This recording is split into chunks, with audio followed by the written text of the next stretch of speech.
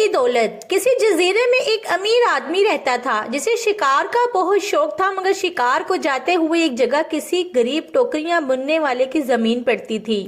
اس زمین میں نرسل اگے ہوئے تھے۔ اس کھیت کی ناہمواری اور نرسلوں میں سے گزرنے کی تکلیف امیر کو بہت ناگوار گزرتی تھی۔ ایک دن امیر نے غریب کو بلا کر کہا، تم یہ زمین ہمیں دے دو۔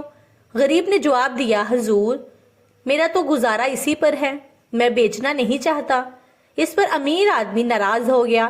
پہلے تو اس نے غریب کو خوب پٹوایا، پھر زمین پر اگے ہوئے تمام نرسلوں کو آگ لگوا کر جلا دیا۔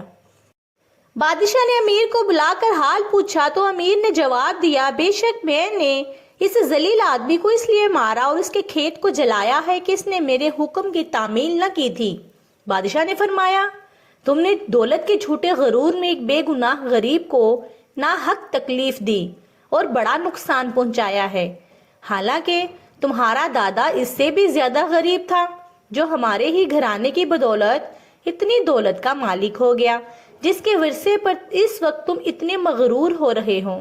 میرے نزدیک یہ غریب تم سے اس لیے بہتر ہے کہ اپنی محنت سے روزی کماتا ہے۔ اب بادشاہ نے حکم دیا کہ امیر اور ٹوکریاں بننے والے کو بالکل ننگا کر کے ایک غیر آباد جزیرے میں چھوڑ دیا جائے۔ اس حکم کی تعمیل میں دونوں کو ایک ہفتے کے لیے ایسے جزیرے میں اتار دیا جہاں جنگلی آدمی رہتے تھے۔ جنگلیوں نے انہیں دیکھ کر پہلے تو مارنا چاہا، مگر ٹوکریاں بننے والے نے انہیں اشارے کے ذریعے منت و سماجت کر کے سمجھایا کہ ہم تمہاری خدمت کریں گے، اور ساتھ ہی وہاں سے نرسل لے کر ایک ٹوپی بنی اور ایک جنگلی کے سر پر پہنا دی۔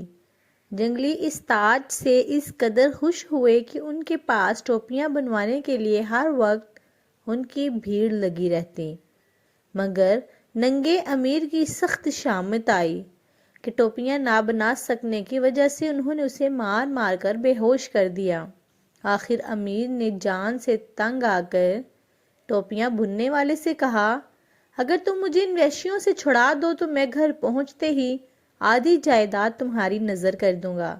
یہ سن کر غریب ٹوکری والے نے جنگلیوں کو اشارے سے سمجھایا کہ یہ میرا مددگار ہے، اسے کچھ نہ کہو، جس پر جنگلیوں نے امیر کو بھی نہ چھیڑا بلکہ ٹوکری والے کے ساتھ اسے بھی کھانا دینے لگے۔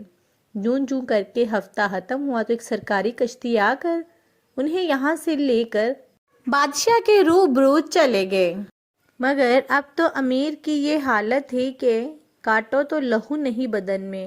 بادشاہ نے سب قصہ سن کر امیر سے فرمایا، تم نے دیکھ لیا دولت کا محل کیسا ناپائیدار اور اس پر غرور کرنے والا کیسا احمق اور نالائق ہے۔ اصلی دولت مند وہی ہے جو ہنر جانتا اور محنت کر سکتا ہے۔ اب جاؤ اپنا وعدہ پورا کرو اور اس غریب کو اپنی آدھی جائیداد بانٹ دو۔ امیر نے گھر پہنچ کر اقرار کے مطابق آدھی جائیداد غریب کے حوالے کر دی، اور اس طرح غریب نے اپنے صبر کا پھل پا لیا۔